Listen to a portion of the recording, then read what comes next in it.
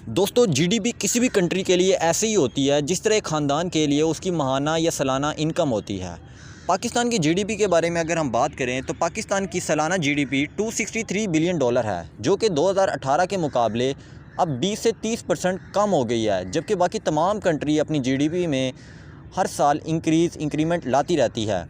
अगर हम United state की बात करें तो उसकी जीडीपी पिछले साल के मुकाबले 2.27% ग्रोथ में रही है। जबकि अगर हम पाकिस्तान की बात करें तो वो जीडीपी माइनस में जाती रही है। अगर हम इंडिया की बात करिए कि जो हमारे साथ रहती है, हमारे साथ कंट्री है, हमारी हमसाया कंट्री है, तो उसकी जीडीपी में 6.68% इंक्रीमेंट आई है और उसकी जीडीपी 2.6651 ट्रिलियन डॉलर्स है। जबकि पाकिस्तान की जीडीपी उससे 10 गुना से भी ज़्यादा कम है। अगर हम चाइना की जीडीपी के बारे में बात करें तो उसकी जीडीपी 12 ट्रिलियन डॉलर है, जो कि 6.90% ग्रोथ के साथ इस ईयर की सबसे ज़्यादा बड़ी जीडीपी, जिसमें सबसे ज़्यादा ग्रोथ आई है। पाकिस्तान की जीडीपी कम होने की वजह से हमारे यहाँ पे ना सिर्फ गुर्बत ज़्यादा हो रही है, बल्कि बहुत सारे हमारे पास मौके हाथ से जाई जा रहे हैं, जिस वजह से हमारे यहाँ पे जॉब का रेट बहुत ही कम होता जा रहा है और जिस वजह से महंगाई बहुत ज़्यादा हुई है। हमारी जीडीपी का कम होने की एक सबसे बड़ी और अहम वजह वो ये भी है कि हम लोगों ने अपनी एक्सपोर्ट को बहुत ज़्यादा कम और इंपोर्ट को बहुत ज़्यादा एक्सटेंड किया है, जिसकी वजह से हमारी जीडीपी बहुत ज़्यादा गिर गई है।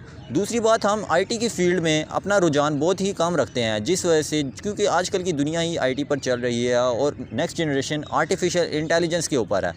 जबकि अगर हम लोग इंडिया की तरफ देखें तो इंडिया की कंट्री में बहुत ज़्यादा ऐसे लोग हैं जो कि आज दुनिया की बड़ी बड़ी कंपनीज़ के सीईओ हैं। अगर हम सुंदर पिचाई की बात कीजिए, जो कि दुनिया की सबसे बड़ी कंपनी गूगल के आज सीईओ हैं।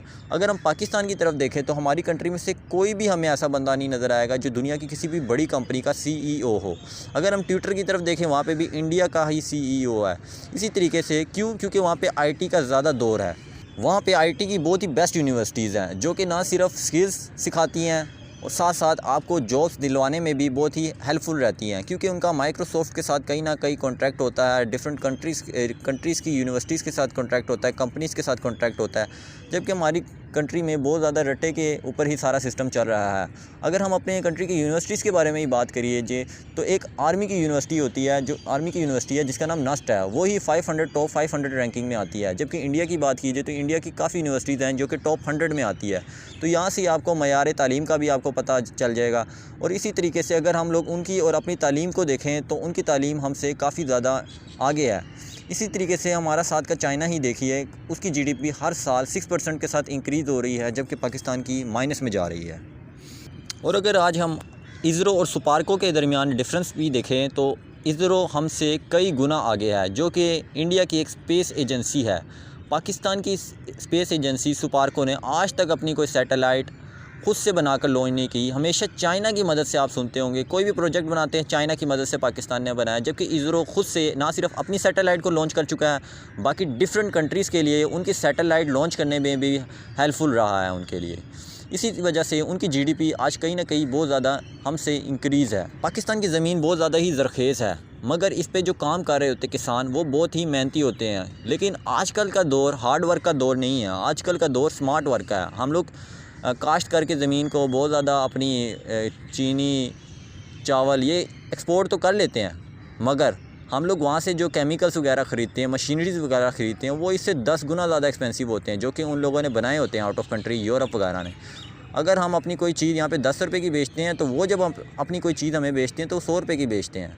इसलिए हम लोग हर जगह में नुकसान पे रहते हैं, क्योंकि हम लोग हार्ड वर्क की बजाय स्मार्ट वर्क से काम हार्ड वर्क से बहुत ज़्यादा काम लेते हैं, जिसकी वजह से किसी भी कंट्री की जीडीपी इंक्रीज़ नहीं हो सकती। ना ही हम लोग फ्यूचर प्लानिंग के साथ चलते हैं। अगर हम अमेरिका और चाइना को ही देखिए तो वो आगे 5-5, 10-10, 15-15, 20-20 साल की प्लानिंग करते होते हैं। चाइना के पास हालांकि आज इतने डैम हैं कि वो अगले 5 साल तक उसको कोई भी ज़रूरत नहीं है पानी की, लेकिन उसके बावजूद वो मज़ीद पे मज़ीद डैम हर साल इंक्रीज़ कर ही जा रहा है। लेकिन पाकिस्तान को देखिए, पाकिस्तान के पास डैम बहुत ही कम है, जिसको ज़रूरत है आजकल के दौर में। और माहिरीन इस बात की पेशगोई भी करते हैं कि आने वाले वक्त में पाकिस्तान में पानी ख़त्म हो जाएगा। उसके बावजूद भी हमारे यहाँ पे डैम्स वगैरह की बहुत ज़्यादा किल्लत है। 5 साल 10 साल का तो छोड़िए, अभी के लिए हमारे पास पानी पूरा नहीं है। अगर आपको वीडियो पसंद आई है तो कमेंट में ज़रूर बताइएगा, और जीडीपी के बारे में अगर आप जानते हैं तो अपने कमेंट में राय ज़रूर दीजिएगा।